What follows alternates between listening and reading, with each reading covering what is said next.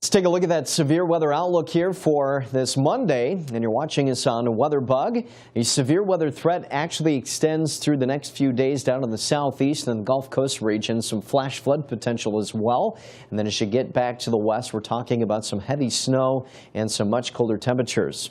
And that'll take us through the end of the month, that colder temperature outlook. Here's a view from Nashville, actually under a general thunderstorm risk later today. A marginal severe threat encompassing the lower Mississippi Valley. By tomorrow, Tuesday, a slight risk from, say, New Orleans up into Mississippi, Alabama, and then the panhandle of Florida. And then on Wednesday, the entire storm system shifts east, encompasses much of Florida, and then back up into the Carolina coastline there. But this storm system is going to be starting to really increase the pressure gradient. So notice these lines of equal air pressure, when they get jammed close together like that, tends to be breezy. But that's going to help to whip up the winds and also some of that moisture from the Gulf of Mexico. Thunderstorms really start to pop up tomorrow and eventually here on Wednesday across the Carolina coastline, but we're getting indications of nearly 3 to 6 inches of total liquid through the next 3 days, thus the flash flood watches down in the panhandle of Florida and some of those areas near Georgia and Alabama. As you head back to the west and the colder